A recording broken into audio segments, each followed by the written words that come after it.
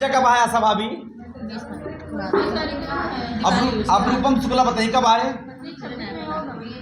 देखिए छठ मैया की कृपा सब माता बहन बनी रहे और हर मंगलवार को कंटिन्यू मेरे साथ तमाम सारी हमारी माताएं बहनें हमारे तेजी मिथिलेश यादव भाभी जी और पुष्पा अम्बेडकर नगर हैं, रीता पाल हैं, आशा भाभी हैं और रूपम शुक्ला हैं। लगातार हमारे साथी बनी जाती। बहुत बहुत धन्यवाद। देखा लका सुनी बुआ छठ पूजा की। हाँ सुनाए दे। के मोरे बोवे साठी धनवा के मोरे बोवेला कपास के मोरे बोवेला कपास के ना बोवेला नारियलवा नारियल फरेला आकाश नारियल फरेला आकाश ससुर बोवन साठी धनवा भासुरु बोवन कपास भासुरु बोवन कपास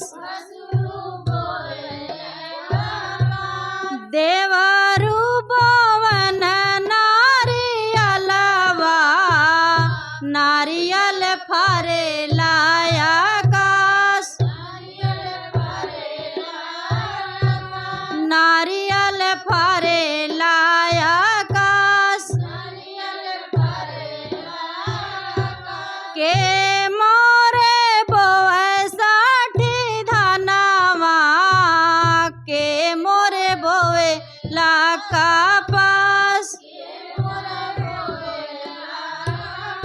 के मोरे बोवे ला कपास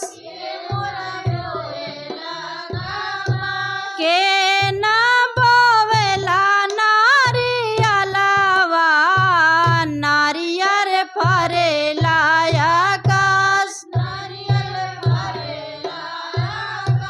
नारियल फरेला आकाश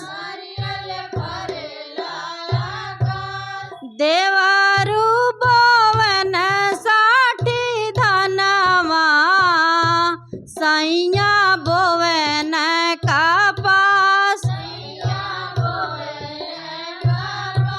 सैया बोवन कपास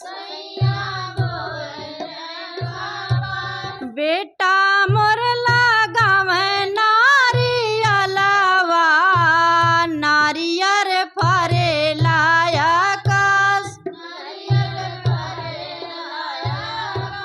नारियल फरेला आकाश। बोलो छठी मैया की।